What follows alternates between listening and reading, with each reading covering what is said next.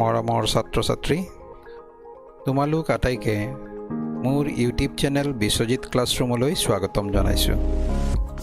মই আজি তোমালোকৰ লগত আলোচনা কৰিম 10ম শ্ৰেণীৰ গণিতৰ ত্ৰয়োদশ অধ্যায় পৃষ্ঠকালি আৰু আয়তন সাৰফেস এৰিয়া এণ্ড ভলিউম। আজিৰ পাঠটিত মই তোমালোকৰ লগত আলোচনা কৰিম অনুশীলনী 13.1ৰ অংকসমূহ। এই অংকসমূহ তোমালোকে কেনেকৈ সমাধান কৰিবা সেই বিষয়ে মই আলোচনা কৰিম, গতিকে তোমালোকে মনোযোগেৰে পাঠটি গ্ৰহণ কৰিবা। আহাচোন অনুশীলনীৰ প্ৰথম প্ৰশ্নটোলৈ যাওঁ। প্ৰথম প্ৰশ্নটো আছিলে প্ৰত্যেকৰ আয়তন 64 ঘনমিটাৰ বিশিষ্ট দুটা ঘনক মূৰে মূৰে সংযোগ কৰা হ'ল। চৌপলটোৰ পৃষ্ঠকালি নিৰ্ণয় কৰা। দুটা ঘনক প্ৰত্যেকটোৰে আয়তন 64 ঘনমিটাৰ। ঘনক দুটা মূৰে মূৰে সংযোগ কৰিলে গঠন হোৱা চৌপলটোৰ মুঠ পৃষ্ঠকালি নিৰ্ণয় কৰিব লাগে। যিহেতু ঘনকৰ আয়তন 64 মিটাৰ কিউব, ধৰা হ'ল ঘনকৰ বাহুৰ দিশ a, তেনেহ'লে আয়তন হ'ব a কিউব, অৰ্থাৎ আমি পাম a কিউব ইকুৱেল 64, অৰ্থাৎ a কিউব ইকুৱেল 4 কিউব, কাৰণ 64 ইকুৱেল 4 কিউব, অৰ্থাৎ a ইকুৱেল 4 হ'ব, অৰ্থাৎ ঘনকৰ প্ৰত্যেকটো বাহুৰ দিশ হ'ব 4 মিটাৰ। এতিয়া ঘনক দুটা সংযোগ কৰি গঠন হোৱা চৌপলটোৰ দৈৰ্ঘ্য হ'ব 4 + 4, অৰ্থাৎ 8 মিটাৰ। ইয়াৰ প্ৰস্থ 4 মিটাৰ আৰু উচ্চতা 4 মিটাৰ হ'ব। তেনেহ'লে চৌপলটোৰ মুঠ পৃষ্ঠকালি TSA হ'ব 2 whole into L into B plus B into H plus H into L। ইয়াত আমি L, B আৰু Hৰ মান বহুৱাই দিলে পাম 2 whole into 8 into 4 plus 4 into 4 plus 4 into 8 metre square. এতিয়া ইয়াৰ পৰা আমি পাম 2 হোল ইনটু 8 ইনটু 4 অৰ্থাৎ 32 প্লাছ 4 ইনটু 4 অৰ্থাৎ 16 প্লাছ 4 ইনটু 8 অৰ্থাৎ 32 মিটাৰ স্কুৱেৰ।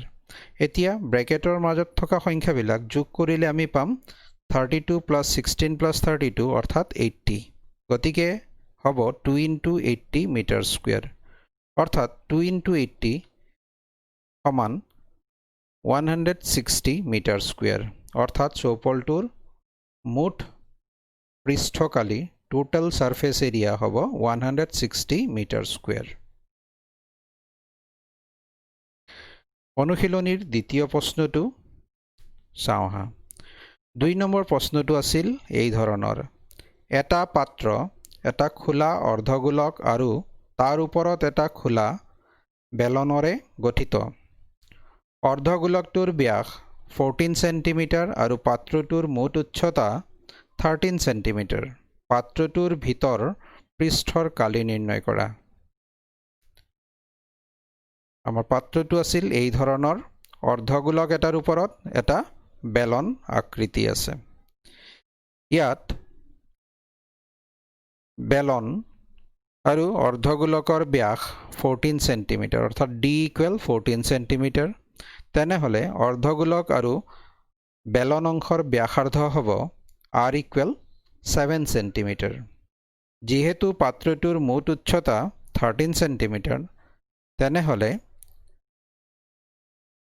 বেলন অংশৰ উচ্চতা হ'ব 13 - 7 অৰ্থাৎ 6 সেণ্টিমিটাৰ। ইয়াত বেলনৰ ব্যাসাৰ্ধ সমান অৰ্ধগোলকৰ ব্যাসাৰ্ধ R ইকুৱেল 7 সেণ্টিমিটাৰ আৰু বেলনৰ উচ্চতা H ইকুৱেল 6 সেণ্টিমিটাৰ। এতিয়া পাত্ৰটোৰ ভিতৰৰ পৃষ্ঠৰ কালি হ'ব বেলনৰ বক্ৰপৃষ্ঠৰ কালি প্লাছ অৰ্ধগোলকৰ বক্ৰপৃষ্ঠৰ কালি, অৰ্থাৎ CSA, কাৰ্ভ সাৰফেস এৰিয়া। আমি জানো বেলনৰ বক্ৰপৃষ্ঠৰ কালি হ'ল টুৱাইচ পাই আৰ এইচ আৰু অৰ্ধগোলকৰ বক্ৰপৃষ্ঠৰ কালি টুৱাইচ পাই আৰ স্কুৱেৰ। এই দুয়োটাৰ পৰা টুৱাইচ পাই আৰ কমন ল'লে আমি পাম twice pi r whole into h plus r. ইয়াত যদি আমি পাই আৰ আৰু এইচৰ মান বহুৱাই দিওঁ তেনেহ'লে পাম 2 into 22/7 into 7 into 6 + 7 centimetre square. ইয়াত 7 লগত কেঞ্চেল হ'ল। আমি পাম 2 ইনটু 22 অৰ্থাৎ 44 ইনটু 6 + 7 অৰ্থাৎ 13 চেণ্টিমিটাৰ স্কুৱেৰ। 44ৰে 13ক মাল্টিপ্লাই কৰিলে আমি পাম 572 চেণ্টিমিটাৰ স্কুৱেৰ। এইটোৱে হ'ব পাত্ৰটোৰ ভিতৰৰ পৃষ্ঠৰ কালি। অনুশীলনীৰ 3 নম্বৰ প্ৰশ্নটো আছিল এই ধৰণৰ। এটা পুতলা একে ব্যাসাৰ্ধযুক্ত এটা অৰ্ধগোলকৰ ওপৰত 3.5 চেণ্টিমিটাৰ ব্যাসাৰ্ধযুক্ত এটা শংকুৰে গঠিত। পুতলাটোৰ মুঠ উচ্চতা হ'ল 15.5 চেণ্টিমিটাৰ। পুতলাটোৰ মুঠ পৃষ্ঠকালি নিৰ্ণয় কৰা। পুতলাটোৰ অৰ্ধগোলক এটাৰ ওপৰত এটা শংকু আকৃতিৰে গঠিত, য'ত শংকু আৰু অৰ্ধগোলকৰ ব্যাসাৰ্ধ সমান 3.5 চেণ্টিমিটাৰ। যিহেতু পুতলাটোৰ মুঠ উচ্চতা 15.5 চেণ্টিমিটাৰ, তেনেহ'লে শংকু অংশৰ উচ্চতা হ'ব 15.5 - 3.5 অৰ্থাৎ 12 চেণ্টিমিটাৰ। ইয়াত শংকুৰ ব্যাসাৰ্ধ 3.5 চেণ্টিমিটাৰ আৰু উচ্চতা h = 12 চেণ্টিমিটাৰ। তেনেহ'লে শংকুৰ হেলনীয়া উচ্চতা L সমান হ'ব √r² + h²। ইয়াতে r আৰু hৰ মান বহুৱাই দিলে আমি পাম √3.52 + 12² অৰ্থাৎ √12.25 + 144 সমান √156.25 সমান 12.5 অৰ্থাৎ শংকু অংশৰ হেলনীয়া উচ্চতা হ'ব 12.5 চেণ্টিমিটাৰ। এতিয়া এই পুতলাটোৰ মুঠ পৃষ্ঠকালি সমান হ'ব শংকু অংশৰ বক্ৰপৃষ্ঠৰ কালি প্লাছ অৰ্ধগোলক অংশৰ বক্ৰপৃষ্ঠৰ কালি। শংকু অংশৰ বক্ৰপৃষ্ঠৰ কালি সমান পাই আৰ এল আৰু অৰ্ধগোলকৰ বক্ৰপৃষ্ঠৰ কালি টুৱাইচ পাই আৰ স্কুৱেৰ। দুইটাৰ পৰা পাই আৰ কমন ল'ব পাৰি। কমন ল'লে আমি পাম pi r whole into l plus twice R.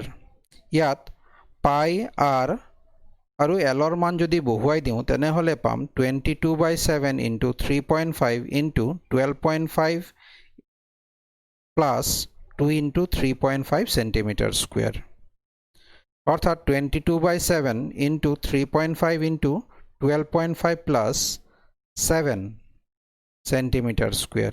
এতিয়া 7ৰে 3.5ক কাটিলে আমি পাম 0.5। 0.5 ইনটু 22 অৰ্থাৎ 11 আৰু 12.5 প্লাছ 7 অৰ্থাৎ 19.5। 11ৰে 19.5ক আমি মাল্টিপ্লাই কৰিলে পাম 214.5 চেণ্টিমিটাৰ স্কুৱেৰ অৰ্থাৎ পুতলাটোৰ মুঠ পৃষ্ঠকালি অৰ্থাৎ টোটাল ছাৰ্ফেচ এৰিয়া TSA সমান হ'ব 214.5 চেণ্টিমিটাৰ স্কুৱেৰ। অনুশীলনীৰ 4 নম্বৰ প্ৰশ্নটো আছিল এই ধৰণৰ। 7 চেণ্টিমিটাৰ কাষযুক্ত এটা ঘনকীয় টুকুৰাৰ ওপৰভাগত এটা অৰ্ধগোলকে আগুৰি আছে। অৰ্ধগোলকটোৰ সৰ্বোচ্চ ব্যাস কিমান হ'ব পাৰে? গোটা বস্তুটোৰ পৃষ্ঠকালি নিৰ্ণয় কৰা। ঘনক এটাৰ ওপৰত অৰ্ধগোলক এটা আছে। ইয়াত ঘনকৰ বাহুৰ দিশ 7 চেণ্টিমিটাৰ 7 চেণ্টিমিটাৰ। তেনেহ'লে অৰ্ধগোলকটোৰ সৰ্বোচ্চ ব্যাস হ'ব 7 চেণ্টিমিটাৰ আৰু ইয়াৰ ব্যাসাৰ্ধ হ'ব 7/2 চেণ্টিমিটাৰ। তেনেহ'লে গোটা বস্তুটোৰ মুঠ পৃষ্ঠকালি সমান হ'ব ঘনকৰ মুঠ পৃষ্ঠকালি প্লাছ অৰ্ধগোলকৰ বক্ৰপৃষ্ঠৰ কালি মাইনাছ অৰ্ধগোলকৰ ভূমিৰ কালি কাৰণ অৰ্ধগোলকটোৱে ঘনকৰ ওপৰৰ অংশখিনি ঢাকি ৰাখিছে। গতিকে আমি পাম ঘনকৰ মুঠ পৃষ্ঠকালি 6a² প্লাছ অৰ্ধগোলকৰ বক্ৰপৃষ্ঠৰ কালি 2πr² মাইনাছ অৰ্ধগোলকৰ ভূমিৰ কালি অৰ্থাৎ πr² সমান 6a² প্লাছ πr² হ'ব। গতিকে ইয়াতে a পাই আৰু আৰৰ মান বহুৱাই দিলে আমি পাম 6 × 7 × 7 প্লাছ 22/7 × 7/2 × 7/2 cm²। ইয়াত আমি 7ক 7ৰ লগত কেনচেল কৰিব পাৰোঁ। 2ৰে 22ক ডিভাইড কৰিলে পাম 11। গতিকে আমাৰ হ'ব 6 × 7 × 7 অৰ্থাৎ 294 প্লাছ 11 × 7 অৰ্থাৎ 77/2 cm²।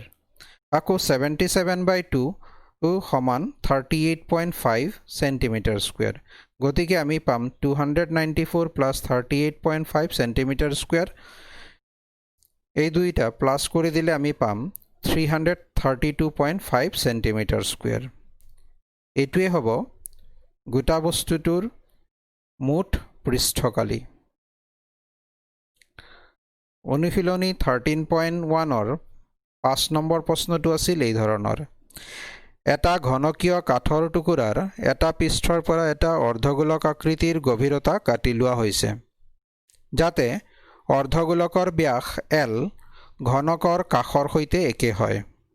অৱশিষ্ট অংশৰ পৃষ্ঠকালি নিৰ্ণয় কৰা। ইয়াত ঘনকৰ বাহুৰ দিশ a সমান L আৰু অৰ্ধগোলকৰ ব্যাস d সমান L দিয়া আছে। তেনেহ'লে অৰ্ধগোলক অংশৰ ব্যাসাৰ্ধ হ'ব r = L/2।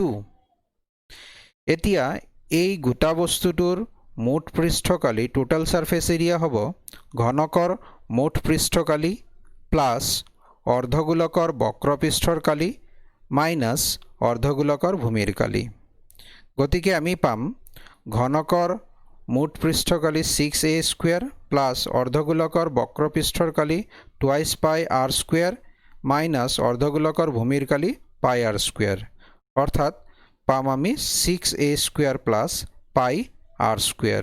ইয়াত a পাই আৰু আৰৰ মান বহুৱাই দিলে আমি পাম 6l² প্লাছ পাই × L/2 হোল স্কুৱেৰ অৰ্থাৎ 6l² প্লাছ পাই × L²/4। ইয়াত আমি যদি L²/4 কমন লওঁ তেনেহ'লে আমি পাম L²/4 হোল × 24 প্লাছ পাই বৰ্গ একক। এইটোৱে হ'ব অৱশিষ্ট অংশৰ মুঠ পৃষ্ঠকালি। ছাত্ৰ ছাত্ৰীসকল আমি অনুশীলনীৰ নেক্সট কুৱেশ্যন 6 নম্বৰ প্ৰশ্নটো চাওঁ আহা। 6 নম্বৰ কুৱেশ্যনটো আছিল এই ধৰণৰ। এটা ঔষধৰ কেপচুলৰ আকৃতি এটা বেলনৰ দুয়োটা মূৰত দুটা অৰ্ধগোলক লগাই থোৱা সদৃশ। সম্পূৰ্ণ কেপচুলটোৰ দৈৰ্ঘ্য 14 মিলিমিটাৰ আৰু ব্যাস হ'ল 5 মিলিমিটাৰ। পৃষ্ঠকালি নিৰ্ণয় কৰা। কেপচুলটো এটা বেলনৰ দুই মূৰে দুটা অৰ্ধগোলক সংযোগ কৰি ৰখা সদৃশ। ইয়াত কেপচুলটোৰ মুঠ দৈৰ্ঘ্য 14 মিলিমিটাৰ আৰু ইয়াৰ ব্যাস দিয়া আছিলে 5 মিলিমিটাৰ। তেনেহ'লে বেলন অংশ আৰু অৰ্ধগোলক অংশৰ ব্যাসাৰ্ধ r সমান হ'ব 2.5 মিলিমিটাৰ। গতিকে দুয়োটা মূৰে থকা অৰ্ধগোলক দুটাৰ ব্যাসাৰ্ধ 2.5 বিয়োগ কৰি দিলে আমি পাম 14 মাইনাছ 2.5 মাইনাছ 2.5 অৰ্থাৎ মাজৰ বেলন অংশৰ দৈৰ্ঘ্য 9 মিলিমিটাৰ পাম। ইয়াত বেলনৰ ব্যাসাৰ্ধ অৰ্ধগোলকৰ ব্যাসাৰ্ধৰ সৈতে সমান 2.5 মিলিমিটাৰ আৰু বেলন অংশৰ দৈৰ্ঘ্য h = 9 মিলিমিটাৰ। তেনেহ'লে এই কেপচুলটোৰ মুঠ পৃষ্ঠকালি টোটাল সাৰফেস এৰিয়া হ'ব বেলন অংশৰ বক্ৰপৃষ্ঠৰ কালি অৰ্থাৎ 2πr/h আৰু অৰ্ধগোলক দুটাৰ বক্ৰপৃষ্ঠৰ কালি অৰ্ধগোলক দুটাৰ বক্ৰপৃষ্ঠৰ কালি হ'ব 4 পাই r স্কয়াৰ কাৰণ এটা অৰ্ধগোলকৰ বক্ৰপৃষ্ঠৰ কালি 2 পাই r স্কয়াৰ গতিকে দুইটা অৰ্ধগোলকৰ মুঠ বক্ৰপৃষ্ঠৰ কালি হ'ব 4 পাই r স্কয়াৰ দুইটাৰ পৰা আমি যদি টুৱাইস পাই r কমন লওঁ তেনেহলে পাম twice pi r whole into h plus twice r ইয়াত আমি পাই r আৰু h ৰ মান বহুৱাই দিলে পাম 2 into 22/7 into 2.5 whole into 9 plus 2 into 2.5 2 into 2.5 অৰ্থাৎ 5 গতিকে 5 প্লাস 9 আমি পাম 14 গতিকে আমাৰ হ'ব 2 into 22/7 into 2.5 into 14 millimetre square 7 এৰে 14 ক ডিভাইড কৰিলে 2 টাইমছ এতিয়া আমাৰ থাকিব 2 into 22 into 2.5 into 2 millimetre square এইখিনি আমি মাল্টিপ্লাই কৰিলে পাম 220 মিলিমিটাৰ স্কয়াৰ অৰ্থাৎ ক্যাপসুলটোৰ মুঠ পৃষ্ঠকালি হ'ব 220 মিলিমিটাৰ স্কয়াৰ ছাত্ৰ-ছাত্ৰীসকল ইমান পৰে আমি অনুশীলনী 13.1 ৰ অংকসমূহ কেনেকৈ সমাধান কৰিব লাগে সেই বিষয়ে জানিলো ইয়াৰ পিছৰ ভিডিঅ'সমূহত মই ইয়াৰ পিছৰ অংকসমূহ আলোচনা কৰিম গতিকে তোমালোকে মোৰ চেনেলটো সাবস্ক্ৰাইব কৰি লবা আৰু পাঠসমূহ মনোযোগেৰে গ্ৰহণ কৰিবা ধন্যবাদ